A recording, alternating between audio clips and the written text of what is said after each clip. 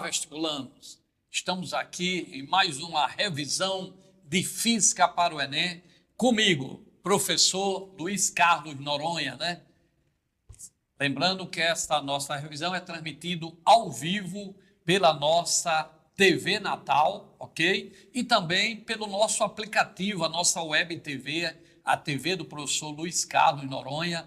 Ela tem transmissão 24 horas no ar, né? Aulas gravadas, aulas ao vivo. Você pode baixar o nosso aplicativo da Web TV lá no Play Store, ok? E também, se você perdeu e quer assistir as outras aulas ou rever aulas aqui que a gente transmitiu ao vivo pela TV Natal e pelo nosso aplicativo lá no Play Store, você pode, faz só aparecer aí o nosso zap aí, o zap do professor, ó, 99820967, né? 84, tá aí Gustavo, Toninho aí, né? Fonseca aí, nos estúdios aí, técnico aqui da TV Natal, tá colocando aí, vocês podem, que eu mando o meu cartão virtual, aí você clica lá no canal do YouTube e cai direto nas nossas aulas, tem mais de 1000 aulas lá no canal 2, tem uma playlist, geografia, redação, história, química, matemática, química comigo, matemática também com alguns dos melhores professores aqui de Natal, e você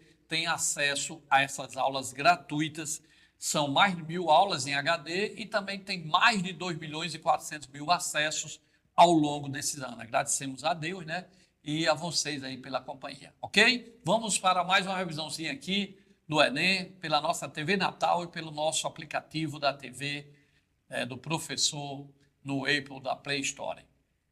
Uma lanterna funciona com 3 pilhas de resistências internas 0,5 cada, ligadas em série.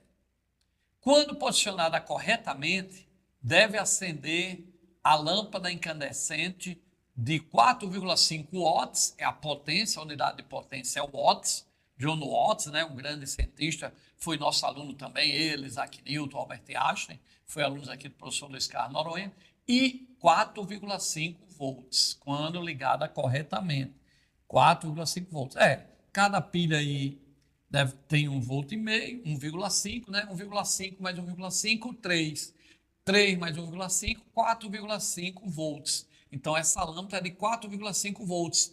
Né? Como cada pilha ele diz que é de 1,5 volts, ele precisa das 3 ligadas em série, porque soma a voltagem, se estiver ligada corretamente.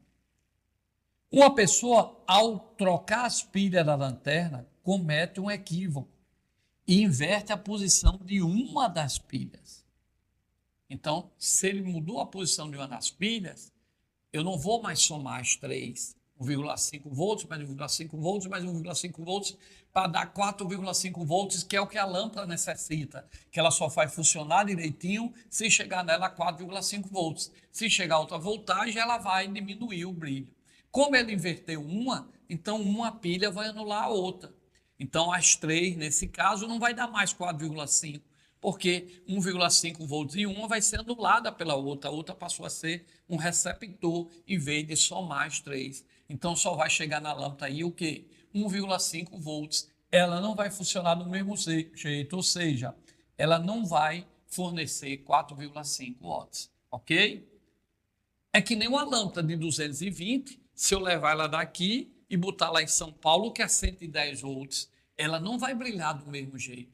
Ela vai brilhar bem fraquinho. Na verdade, ela brilha 4 vezes menos.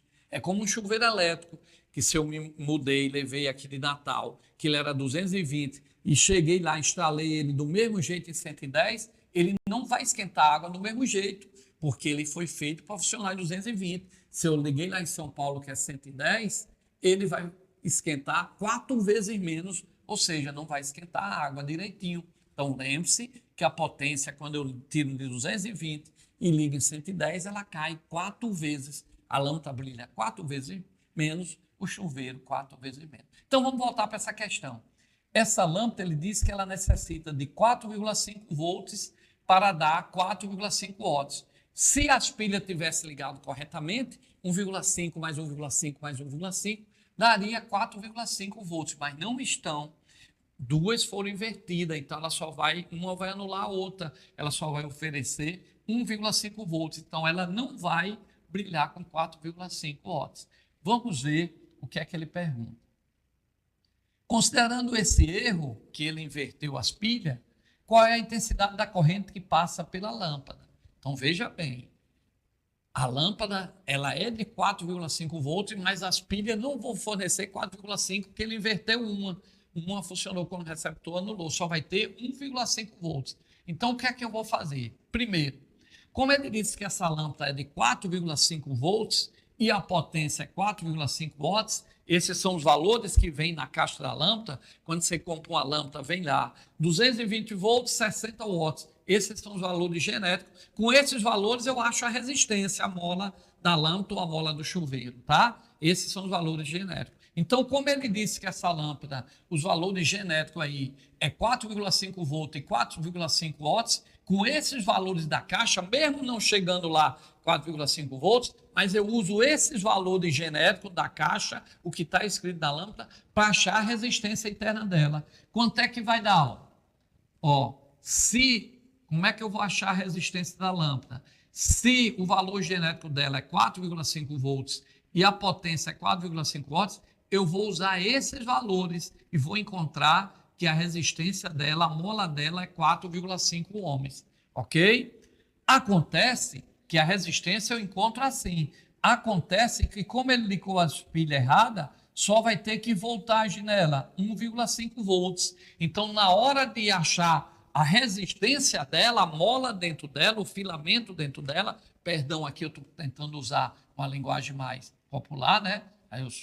Eu tenho formação em engenharia elétrica pela UFRN, em física pela UFRN, tenho pós-graduação no ensino de física, matemática, química, matemática, ciência política, gestão pública, orientação educacional, supervisão escolar, tenho pós-graduação em ciência política, gestão pública, ciência de dados, inteligência artificial, mestrado em física, mas a gente tem, pela UFRN, mas a gente tem que tentar usar a linguagem fácil. Então, esses valores que vêm da lâmpada, eu encontro a mola da lâmpada que é constante. Onde essa lâmpada for, essa mola está lá, ok? Então, só que ela foi ligada, ela não foi ligada em 4,5 volts, porque para achar a resistência é a voltagem dela, que é 4,5, que ela foi feita para ser ligada em 4,5, e a potência que ele disse que ela era para ter 4,5.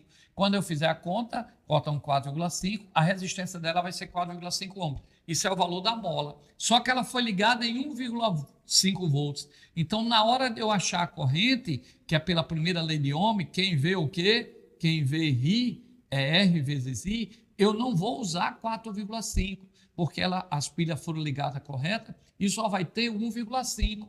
Então, olha só, eu só vou usar 1,5 volts, que é a tensão que chega nela, já que uma das pilhas foi invertida. Então, se eu tinha 3 pilhas, invertei uma anulou a outra. Então, em vez de chamar 1,5 volts mais 1,5 volts mais 1,5 volts para ter 4,5 volts, eu só vou ter 1,5 volts, porque eu inverti uma pilha, então uma anulou a outra.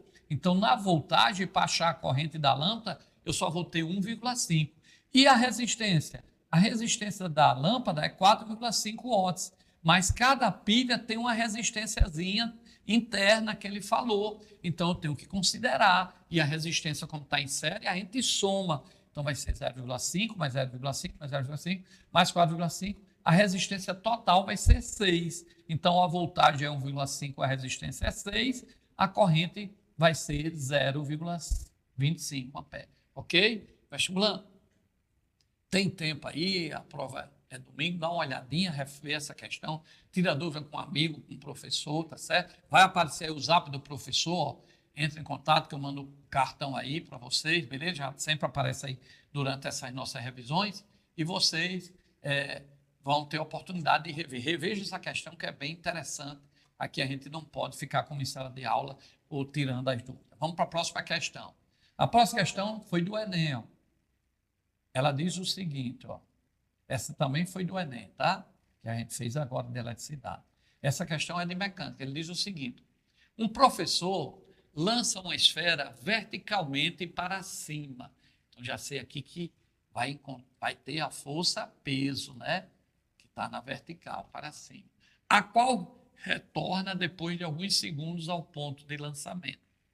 Em seguida, lista em um quadro todas as possibilidades para as grandezas cinemáticas. Então, ele quer saber a velocidade, o módulo e o sentido. Velocidade, aceleração, força, são grandezas vetoriais, precisa do valor pela fórmula da direção e do sentido, ok? Aí ele pergunta. Ele solicita aos alunos que analise as grandezas cinemáticas no instante em que essa esfera atinge a altura máxima, escolhendo uma combinação para os módulos e sentido da velocidade e aceleração. A escolha correta é, estipulando, vai para cá, para cá, para cá. Isso vem muito no Enem, tá? O aluno no Enem tem que saber bem essa parte de o que é velocidade, o que é aceleração. Já caiu para saber a unidade de velocidade no sistema internacional. Não é quilômetros por hora é no dia a dia, é metros por segundo. Tá? A velocidade diz quanto no sistema internacional, quantos metros a pessoa andou em um segundo. Você caminhando é em torno de, no máximo, 2 metros a cada segundo. Então, sua velocidade caminhando é 2 metros por segundo, caminhando devagarinho é 1 metro por segundo, ok?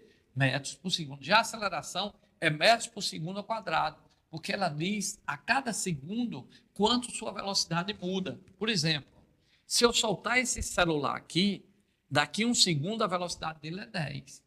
Daqui a mais um segundo, a velocidade dele é 20. Se eu soltar, daqui a 3 segundos, a velocidade dele é 30. Professor Luiz Carlos, como é que você sabe disso? Porque no ar, solto, desprezando a resistência do ar, a aceleração é constante, é 10 metros por segundo ao quadrado. Então, a cada segundo, ele vai aumentando 10 metros por segundo, ou 9,8, né? Então, a aceleração diz quanto a velocidade varia a cada segundo. Já foi questão do vestibular perguntando o que significava uma aceleração de 3 metros por segundo ao quadrado. O que significava essa aceleração? Aí tinha lá, se é 3 metros por segundo ao quadrado, a cada um segundo a velocidade muda 3 metros por segundo, porque a aceleração muda, quando você pisa no acelerador, muda a velocidade. Então, se no ar a aceleração é 9,8, arredondando é 10 metros por segundo ao quadrado, a cada um segundo, a velocidade vai aumentando 10. Se eu jogar esse corpo para cima, com 30 metros por segundo, ele vai demorar 3 segundos para atingir a altura máxima, que a gente sabe que na altura máxima, como está aí nessa questão, a velocidade é 0. Então, se eu lancei a 30, está subindo, vai diminuindo.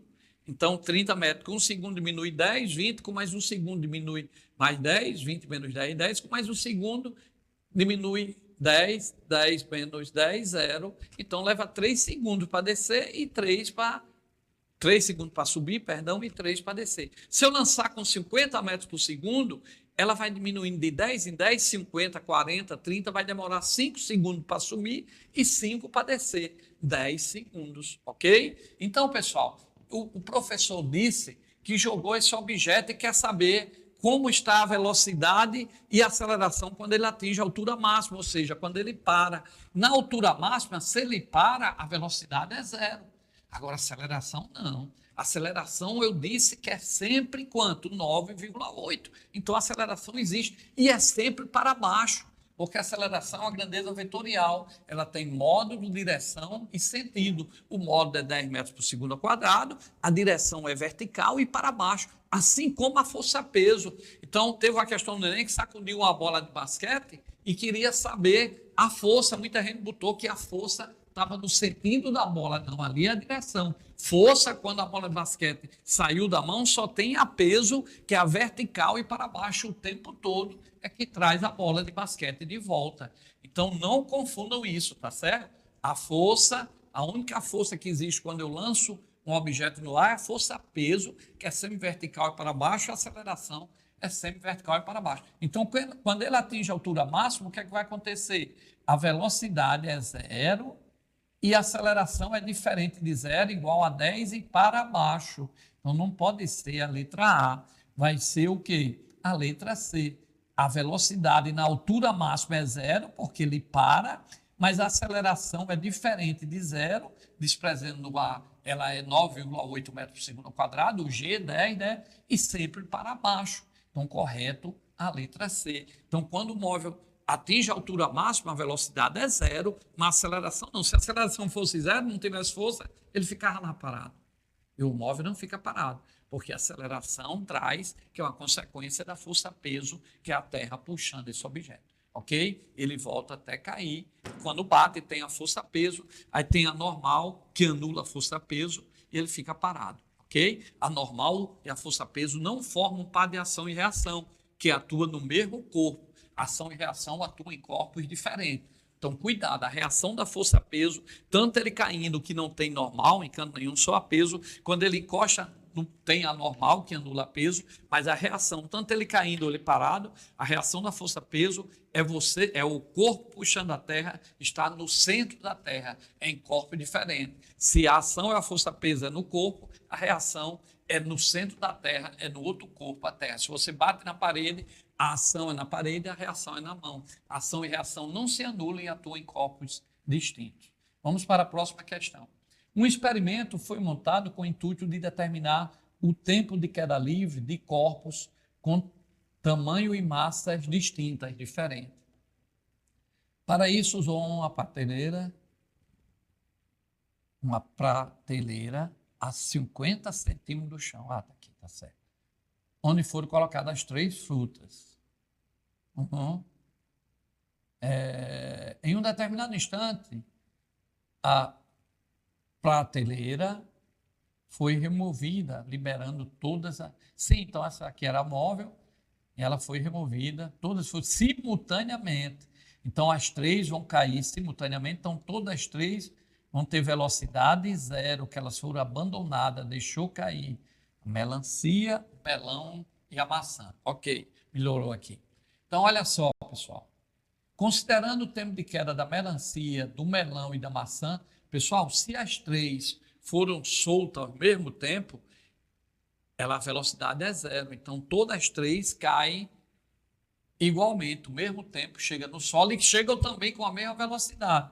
Então, o tempo de queda, independente das massas, são iguais, tá? E as velocidades com que as 3 chegam no solo também será igual. Se ela demorar 2 segundos para cair, vai chegar no solo com 20 metros por segundo, que a cada 1 segundo o G é 10, vai aumentando. Se ela demorar de 3 segundos, vão chegar com a mesma velocidade, 30 metros por segundo. Então, o tempo de queda das 3 são iguais, desprezando o ar. Se fosse uma folha de papel, desprezando o ar, também cairia igual, ok? Lógico, com o ar, a folha de papel vai demorar, porque tem a resistência do ar, ok? Então, as 3 caem com velocidades iguais. Vamos a um pequeno intervalo, nós estamos nos aulões do professor Luiz Carlos, ao vivo aqui pela TV Natal, e também pelo nosso aplicativo, a TV do professor Luiz Carlos Noronha, Luiz com S, que você pode baixar lá no Play Store, são nossa TV do professor, 24 horas passando aula direta, aula gravada, ao vivo, tá? E você também pode pegar as aulas que você perdeu, entrando aí no nosso zap do professor, vai aparecer aí, ó, o zap do professor 99820967, você solicita, eu mando o cartão virtual, tem lá as matérias, as questões, e você assiste lá, apertando no canal 2, tem mais de 1000 aulas em HD, onde você vai escolher português, química, matemática, biologia, escolhe lá, tem aulas comigo de química, biologia, matemática, tem alguns também, outros professores, alguns dos melhores aqui de Natal, ok? Acessa lá, nós temos mais de 2.400.000 acessos às nossas aulas. Nós vamos a um pequeno intervalo, em seguida voltaremos